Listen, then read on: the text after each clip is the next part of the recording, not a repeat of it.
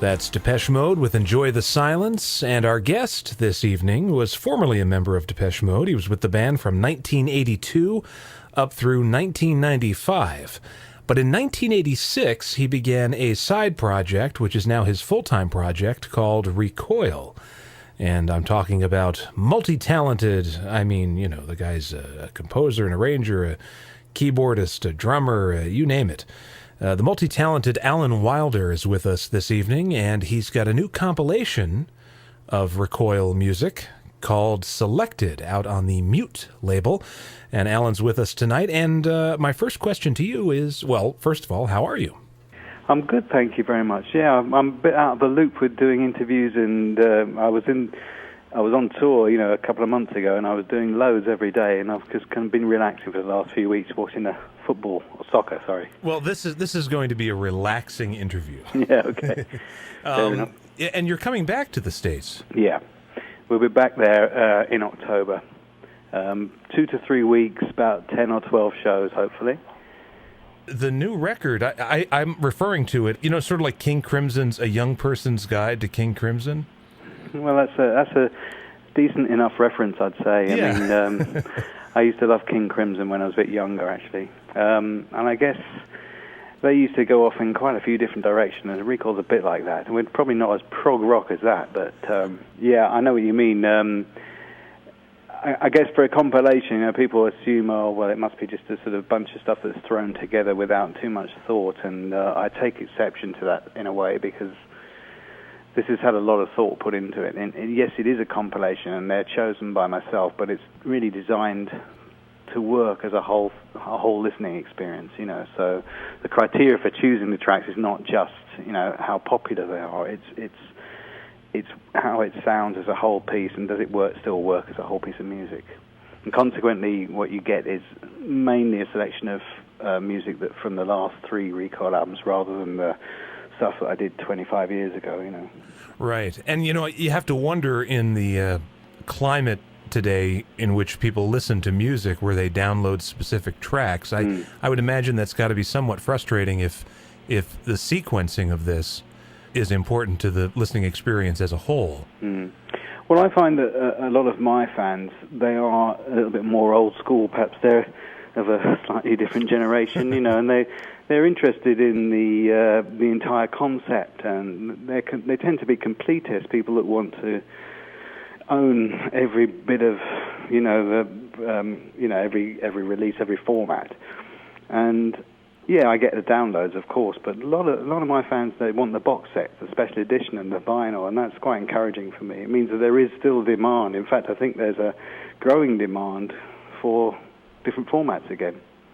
Yeah, and in fact, here in the U.S., I don't know how it is in Britain, but vinyl is making a comeback here. Absolutely, in the States. It's the same thing here. Yeah. It's like there's a desire again, I think, for some tangibility, something to hold and feel and smell, and there's so much disposability in our lives, and life is so fast. And I think there is a move back towards something you can cherish more, So that's quite encouraging from my point of view, but I'm not naive enough to think that everybody's going to sit down and listen to a whole album like we all used to do when we were younger, Sure. I guess everybody's nostalgic for a period of time when they grew up with music in particular, and whatever era you grew up in, you tend to think, no, that was the golden age of music and all that. So one mustn't be kind of too much of an old git about it,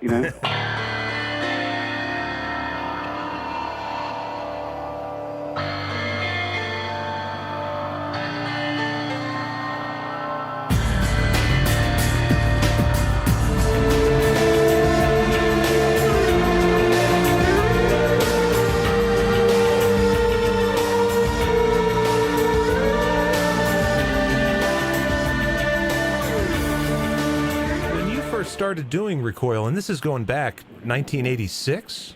Yeah. You were making music, and you thought to yourself, this doesn't really work in the context of Depeche Mode, so I'm going to do this on my own? That's pretty much right, yeah. I kind of knew as I was doing it that it was something else.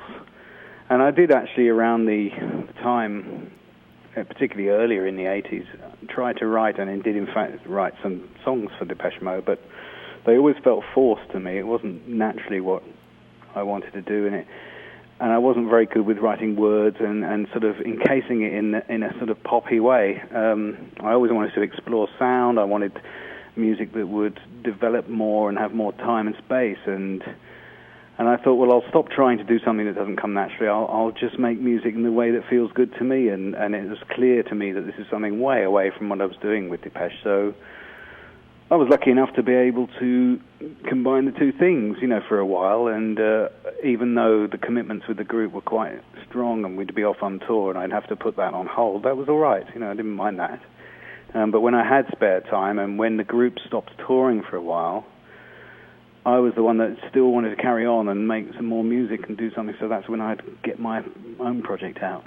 I should point out to people that even though you're not in Depeche Mode, there doesn't seem to be any bad blood there, because recently you joined them on stage.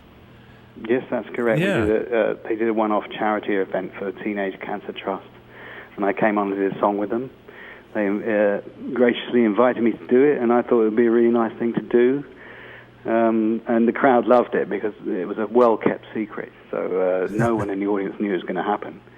And that was the kind of nicest moment of all, just to see the surprise on the fans' faces, Because I get a lot of messages, I have had for many years now, oh, please come back, we miss you, and all that stuff, which is very flattering, of course. Right.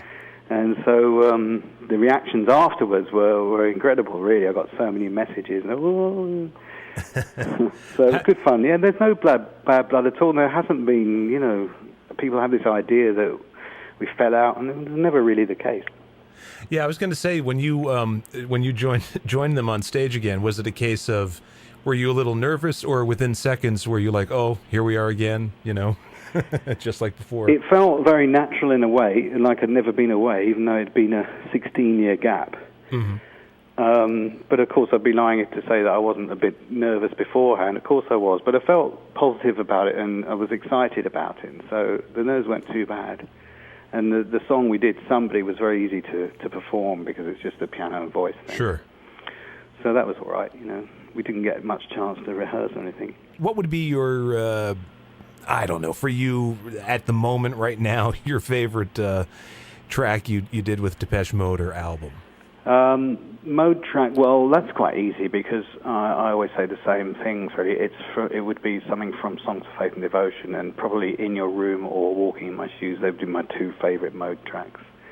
But I also really love Never Let Me Down and Stripped and some of the older stuff like Celebration and tracks like that. But I feel that we kind of peaked at the Songs of Faith and Devotion stage. I think that the music was more complicated.